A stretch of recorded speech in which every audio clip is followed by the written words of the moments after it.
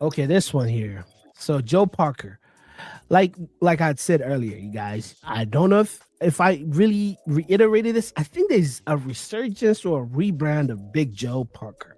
He was a young champion at 23, 25 at a heavyweight. He lost it all.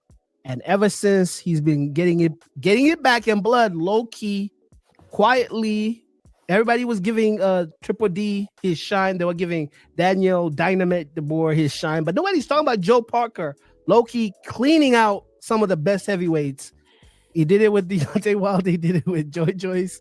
I mean, he's been doing it low key, and this time they brought the boogeyman, and he's truly the boogeyman in the heavyweight division. The most avoided fighter, Martin Bakoli, fights out of Scotland from the way of the Democratic Republic of Congo.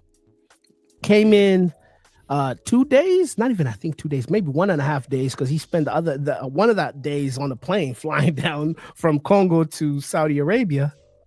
That boy stood on the scale at 315. Yeah. He didn't even have his own boxing gloves. He had to use the Triple D boxing gloves. Yeah, we got to put this into context and not waste too much And time on this one. Yeah, man. Because I'm he honestly got beat in like the second round. He got beat in the second round. taking the fight. I mean, I understand it. It's a big payday. It was rumored that he may have got a house as well. I mean, you got to get someone like him trying to get that big opportunity. It came in a unconventional way. But to go get in the ring on that short notice in the heavyweight division, the most dangerous division in boxing, I mean, you got to give him some credit. But yeah, just wasn't ready to fight. So we'll see him in May according to Turkey on a major fight card. So I kind of say my judgment as a fighter from there. As far as Joseph Parker, he handled his business. He did what he's supposed to do, and now he just awaits that real opportunity. So, like you say, he's cleaning it out. So let's see. And so the Bakole was supposed to be seeing the same fight against the Jagua. I think that's going to be on Canelo's undercard. So, yeah. And let's go back to let's salute to first of all Martin Bakole. There's nothing I could take away from him. He went out Saudi Arabia to get a quick bag. But let's talk about Joe Joyce for a little bit. Joe Joyce is one of the Joyce? Joe Parker. My bad. Thank you for reeling me in on that. Joe Parker is one of the most talented heavyweight fighters, like skill level. Like his skill level is high. Like if you talk about the heavyweights that have skill level, he's one of those. He's always been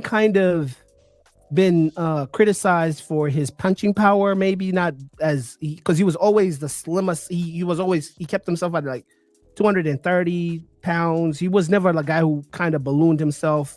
Not anymore. He was a young. Now he's the 265 and he's lifting more weights.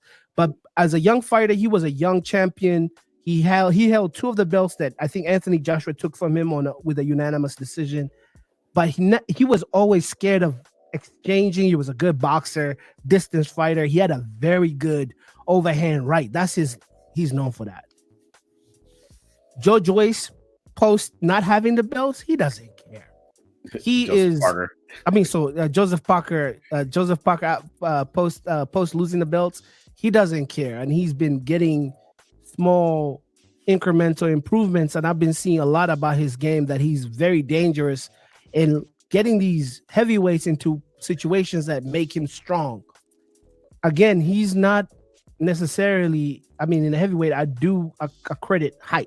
He's not a short guy. He's like 6'4", 6'5". So he's in between, the mammoth, of course, that people who are 6'9", 6'6", 6'7" in the Bacolis and the Furies and the Joshuas, but he's still there. He's 6'5". But his boxing knowledge, his amateur career, his Olympic history, all that comes into play now that he's getting to this big old age of 31, 32. He's still young.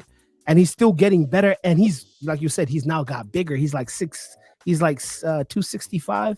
He weighed in at 265. That's probably the heaviest he's ever weighed in for a boxing, fight. If I could be wrong, correct me if I'm wrong from the chat.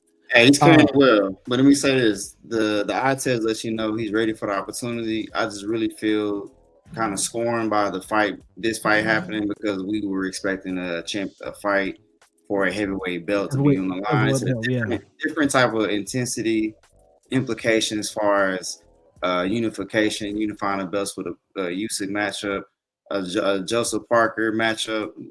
It's interesting with Usyk, and a Triple D matchup is also interesting. So Right. not to not get that fight and to get what we did get. I mean, it was a fight. It happened, and I just Yeah. felt like we just got to get to the next one. Yeah, That's like absolutely. that's just like those certificates, right? It's like, oh, I got this certificate. It looks good on paper, right? Like what was the competition like? Like Uh, what was the hoops and measurements and stuff that you had to go through? What was the criteria?